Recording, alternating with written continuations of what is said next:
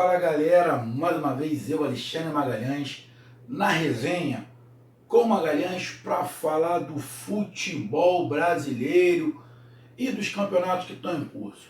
Os times brasileiros estão todos parados nas suas competições todas paradas devido à Copa América. Os times estão aí se preparando, contratando dispensas, times perdendo 2, 3 jogadores, contratando apenas um, times perdendo jogadores, não contratando ninguém, outros sem perder jogadores nenhum e contratando jogadores.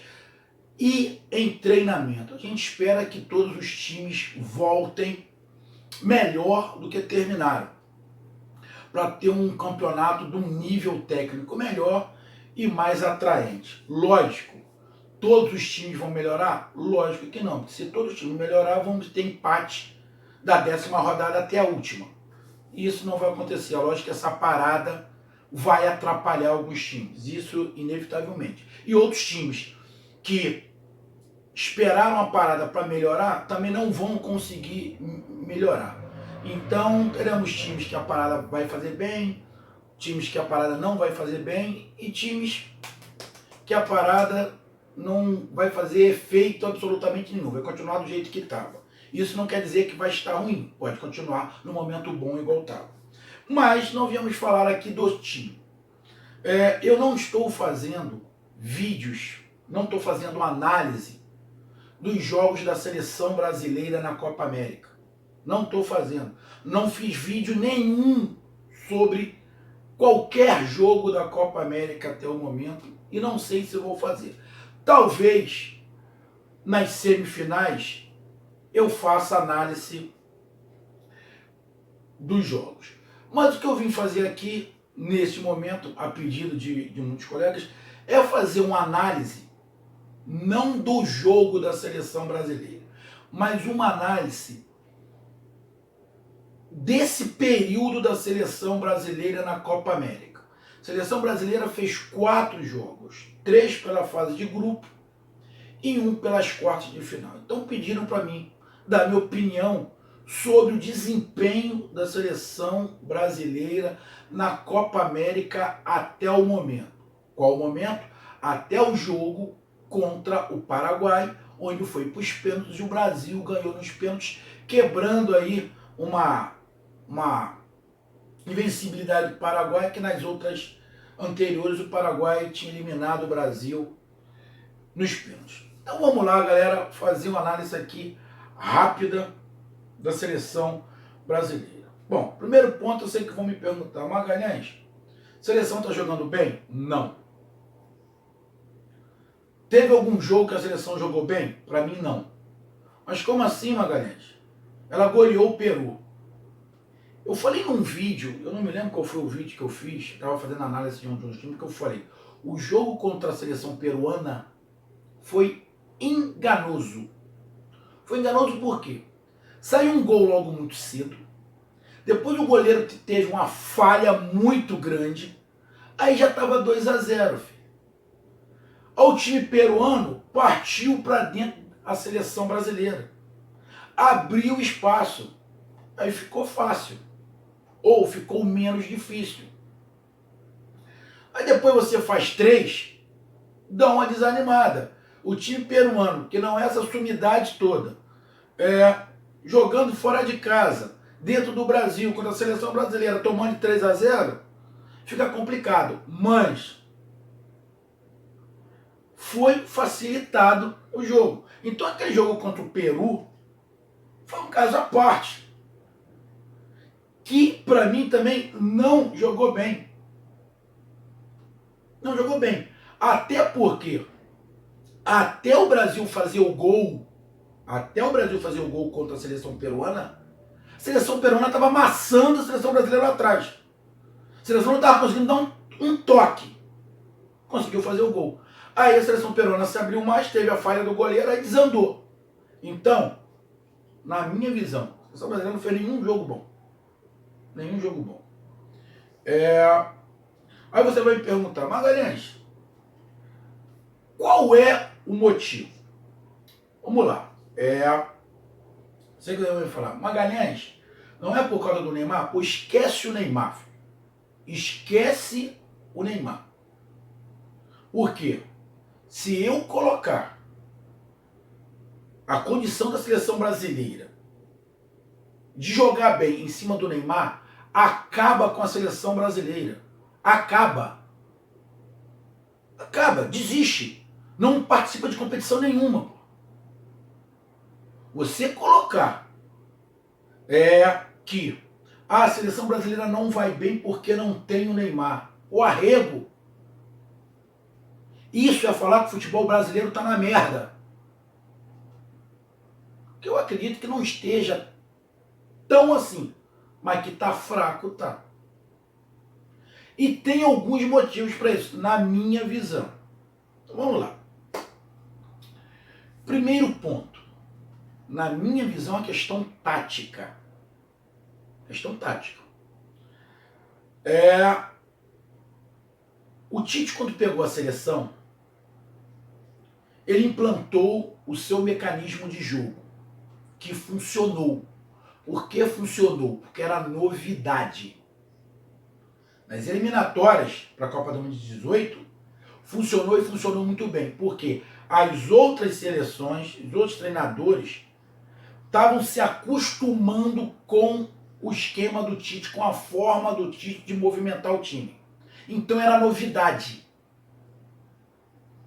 Essa novidade causou resultados muito positivos. Por quê? Ele fortaleceu o defensivo do Brasil, mudou um pouco a característica do que o Brasil sempre jogou, que era um time mais para frente do que para trás. Ele fortaleceu o sistema defensivo, como o sistema defensivo em primeiro plano e em segundo plano o ataque. Isso é uma característica de vários treinadores aqui do Brasil que vêm da mesma escola. Mano Menezes, Carille, Tite. É da mesma escola. Aí quando, e está acontecendo isso com os mesmos, está acontecendo isso com o Carille, está acontecendo isso com o Mano. Você implanta, começa a se dar bem, só que daqui a pouco todos os times já manjam que o teu time é muito mais forte defensivamente do que ofensivamente. O que você faz? Tu começa a fazer dupla marcação. Ganhando em número. Sempre uma marcação dupla. Por quê? Como o time é muito melhor defensivamente do que ofensivamente, e ofensivamente ele fica dependendo exclusivamente de um jogador, que é o caso do Tite, no caso do Neymar, você mata o meio de campo e o ataque da seleção brasileira. E os times começaram a fazer isso. Fizeram isso, inclusive aqui no Brasil, com o Cruzeiro e com o Corinthians. O Corinthians tem uma dificuldade enorme de ataque. É por causa do Carille. Porque ele é muito melhor fazendo um sistema defensivo do que um sistema ofensivo. Os times do Carille é muito melhor defensivamente do que ofensiva. A do Mano Menezes, a mesma coisa. Os times são muito melhores defensivamente do que ofensivo. Hoje, do Mano Menezes, está uma peneira o sistema defensivo. Está uma peneira. Está uma peneira. Se o time do Cruzeiro não tivesse tomando a quantidade de gols, que é uma das piores defesas do Campeonato Brasileiro, o Cruzeiro não estaria na zona de rebaixamento. O porquê? Porque o ponto forte do Mano Menezes, que é o sistema defensivo, não está funcionando. Ele não está conseguindo arrumar. E o do Tite é a mesma coisa. Seleção brasileira, se eu não estiver enganado, tem a defesa menos vazada do mundo. Só que ele tem dificuldade de montar time ofensivo. O time ofensivo do Tite passa mais por algumas jogadas individuais, que isso aí eu acho legal. Jogada individual, improviso, tem que estar no esquema. Mas o do Tite acaba ficando muito no improviso. Muito no improviso. É só você ver quando tem algumas modificações. Vou dar um exemplo. No jogo contra o Paraguai. Quando ele bota o William entrou bem e foi toda hora a linha de fundo. Quem estava jogando aberto por ali não estava conseguindo fazer isso. Fazia outro estilo de jogo. Pode ser proposital? Pode ser proposital. Porém, você tem que entender o jogo. Com o William, funcionou. Com o William, funcionou.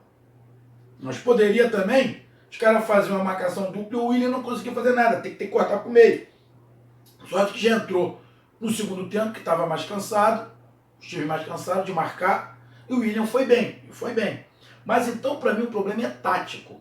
O Tite tem dificuldade, como todos os treinadores defensivos, na época se chamava retranqueiro, de fazer um sistema ofensivo que dê resultado.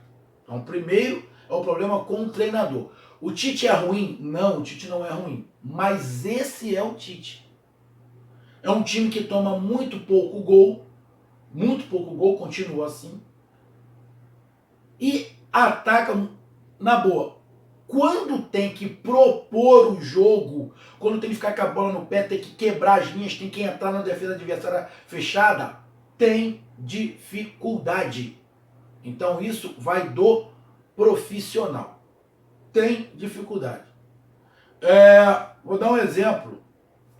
O Abel Braga, do Flamengo, bom treinador, mas também vale essa escola. E você pega ali, Abel Braga, gaúcho, não estou criticando o futebol gaúcho, eu estou falando de estilo, tá? Gaúcho. Ah, então todo treinador gaúcho é assim? Não, o Renato Gaúcho não é assim. Renato Gaúcho é justamente o inverso. Renato Gaúcho, primeiro o ataque e depois a defesa. O ponto de vista do Renato Gaúcho é: eu com um bom ataque, eu ajudo a minha defesa. Esse é o pensamento do Renato. O pensamento do Tite: eu com a boa defesa, eu ajudo o ataque. Então os pensamentos, tanto do Renato Gaúcho quanto do Tite, Mano Menezes, Carille, até o Abel, são completamente opostos. Então o primeiro ponto para mim é uma questão tática do treinador. Segundo ponto, bem sincero, o nível dos jogadores da seleção brasileira caiu muito. Muito. Muito. Vamos lá. Vamos fazer uma comparação rapidinho aqui. Centroavante da seleção brasileira. Eu vi uma entrevista na ESPN, isso é brincadeira. Tinha uma mulher lá também fazendo análise, uns caras. Aí começaram a tentar fazer uma comparação do Gabriel Jesus com o Adriano Imperador. Porra, não dá nem para começar. Não dá nem para começar. E falaram: não, eu prefiro o Gabriel Jesus. Ele tem um poder de evolução muito maior que o Adriano.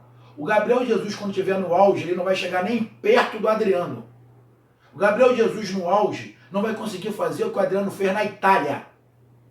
O Adriano foi considerado imperador da Inter de Milão na Itália. Hoje ele vai lá, ele é saudado até hoje. No auge do Gabriel Jesus, ele não vai chegar próximo ao Adriano. Minha visão. Primeiro que ele não tem o mesmo estilo de futebol, ele não tem a composição física. Ele é ruim? Não. Mas não dá para comparar. Então vamos lá. Centroavante, Firmino e Gabriel Jesus. Vamos lá atrás. Seleção brasileira tinha como centroavante o Careca, que jogou no São Paulo, que era companheiro do Maradona no Napoli. Maradona era o cara, mas o Careca era super importante. Também era o cara. Aí o Careca passa o bastão por Romário. Dá para comparar Gabriel Jesus e Firmino com Romário? Porra, não dá, filho. Não dá nem para começar a comparar no nome. Então já bota de lado. Aí o Romário passa o bastão por Ronaldo Fenômeno, o fofômetro. O Ronaldo Fofômetro gordinho é melhor do que o Firmino e o Gabriel Jesus. Aí depois ainda tivemos uma época com o Adriano. Ou seja, todos esses centroavantes que eu estou falando aqui são infinitamente melhores que Gabriel Jesus e Firmino. Minha avaliação. Então tu já começa não tendo um centroavante que cause medo ao adversário, já começa a dificultar. Já começa a dificultar, porque você tem que impor medo no seu ataque. Seleção brasileira, quando ia jogar, o cara falou: meu pai do céu, a gente tem o Ronaldo, a gente tem o Romário, tem um Careca que joga, tem o Adriano. Eram todos jogadores que eram de primeira linha e que eram os caras no seu time. O Romário era o cara na época da Copa. O Ronaldo era o cara. O Adriano era o cara da Inter, ou seja, todos eram o cara.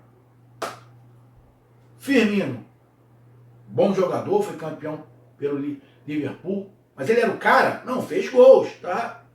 Mas ele era o cara? Ele é o cara. Ele tem a habilidade, ele tem a movimentação. Pô, não dá. Não dá. Abel Jesus é o cara do City? Não é. Segundo atacante. Olha lá, a seleção brasileira joga num esquema diferente. Você está tendo ali agora o Neymar, tem o Cebolinha, tem o Vinícius Júnior que pode aparecer, aí tem o David Neres, do lado, Richarlison. São jogadores ruins? Não. Mas o esquema do Tite atrapalha. Sabe por que o esquema do Tite atrapalha? Porque a obrigação primeira dos atacantes do Brasil não é atacar, é ajudar a defesa. O primeiro pensamento dos atacantes do Brasil é ajudar a defesa. É por isso, eu faço sempre a comparação, é por isso que o time do Corinthians sofre quando ataca. Porque o jogador do Corinthians já está atacando com medo de perder a bola e tomar o gol. A seleção brasileira é a mesma coisa. A preocupação principal é se defender e depois atacar. O time brasileiro não é ousado, porque o time brasileiro tem medo de fazer alguma jogada individual e perder a bola. Aí fica limitado a um jogador.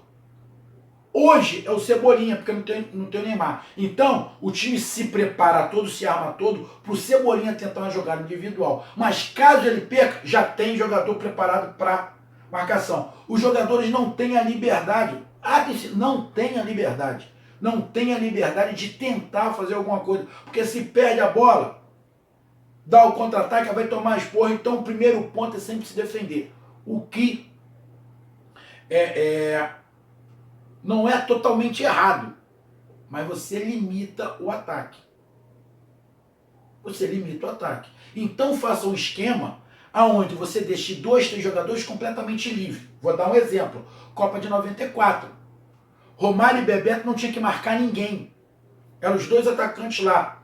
O Uruguai, Cavani e o Suárez estão ali na frente. Pô. Voltam para ajudar a marcar? Voltam. Mas a função deles é o ataque. Aqui no Brasil, não. A função dos jogadores que está aberta é marcar o lateral, pô. Tem que ir até atrás, marcando o lateral. Você mata o ataque. Você puxa o adversário para cima. Questão tática. Aí quando tem a bola no pé, tem dificuldade, porque não tem criação, não pode fazer uma jogada individual.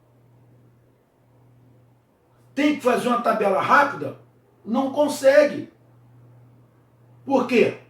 É um time talhado e preparado para não tomar gol. Outra coisa é você formatar o seu time para fazer gol. A seleção brasileira é um time formatado para não tomar. E isso funciona muito bem. Aí eu falei aí dos atacantes. Atacantes brasileiros não são ruins, não são protagonistas. Nem o Neymar é protagonista. Nem o Neymar é protagonista. O Cebolinha é protagonista no Grêmio. Tá lá, legal. David Neres fez um bom campeonato pelo Ajax, mas é um garoto novo. Richarlison. Mas, mundialmente, quem é o cara do ataque? A seleção brasileira não tem nenhum atacante mundialmente falado como um dos melhores. Não tem. Não tem. E sempre teve. Sempre teve. Um que era o cara. A seleção brasileira não tem no ataque, nenhuma das posições, o cara. Um que desequilibre. Que foi o cara. Não tem. Aí você começa a pegar, vamos lá começar a fazer de 2002. Qual é o jogador na seleção brasileira parecido com o Ronaldinho Gaúcho?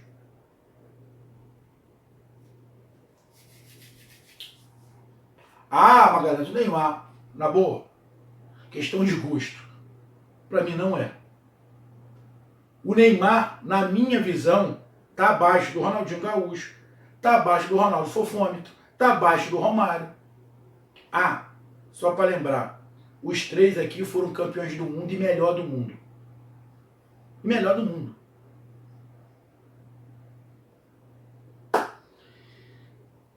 Lá e tinha o Rivaldo, Ronaldinho Gaúcho, Ronaldo Fofômetro e Rivaldo. Ainda tinha um Kaká ali no meio. Os 4 melhores do mundo. Isso no setor ofensivo da seleção brasileira. E hoje? Aí você não quer me dizer que o nível do futebol brasileiro caiu e muito? Caiu muito, muito, muito.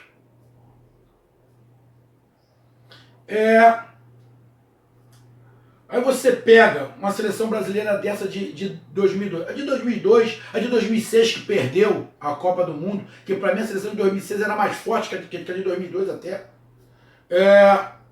E aí? Então os jogadores da seleção brasileira fazem diferença e o nível da seleção brasileira caiu muito. O nível do Brasil, do futebol brasileiro caiu muito, despencou. 2006 parou. 2010 já foi Aí começou. E a tendência com esses esquemas, com esses pensamentos, que eu só quero resultado, eu não quero futebol, não precisa de fazer futebol bonito, só tem que ter resultado, a tendência é o Brasil não ganhar mais nada, filho. Pode ganhar essa Copa América? Pode. Pode ganhar. Mas a tendência, o nível está muito abaixo. Mas muito abaixo. Então a seleção brasileira jogou aí.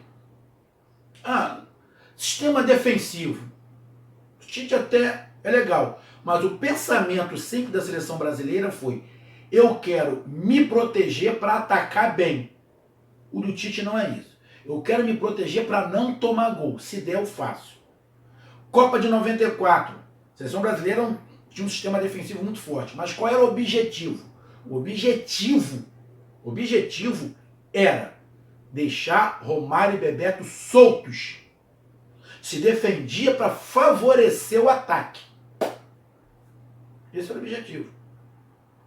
Copa de 2002.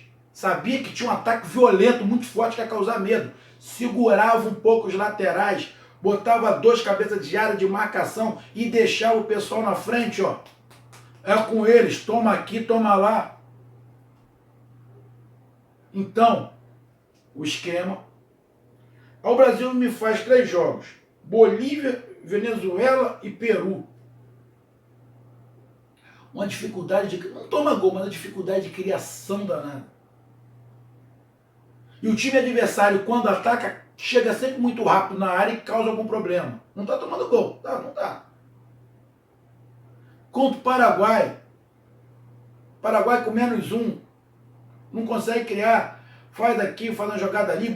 Teve bola na trave, faltou um pouquinho de sorte. Mas falta o talento. O Brasil está sem talento. Está carente de jogador e está carente de esquema ofensivo. Está carente. Simples assim. É um time carente de jogador e esquema ofensivo. Mas se o Neymar tivesse aí, Neymar tem que ser mais um. Se você fizer o esquema pensando só no Neymar, você vai desandar. A hora que ele se arrebentar, acabou. É o que está acontecendo. É o que está acontecendo. Um jogador é importante para você desequilibrar. Lógico, qualquer seleção tem um jogador que desequilibra, mas você não pode fazer pensando nisso. Então, para mim, a participação da seleção brasileira na Copa América é lamentável, é sofrível, pelos motivos que eu já disse. E tem, para mim, ainda uma situação que para mim contribui muito também. O Tite, ele também é adepto da mesma política do Neymar. Qual é a mesma política? O esparça. O Tite fecha com alguns jogadores de confiança dele, independente de como está o momento. E ele fechou com esses jogadores em 2018. Não ganhou a Copa.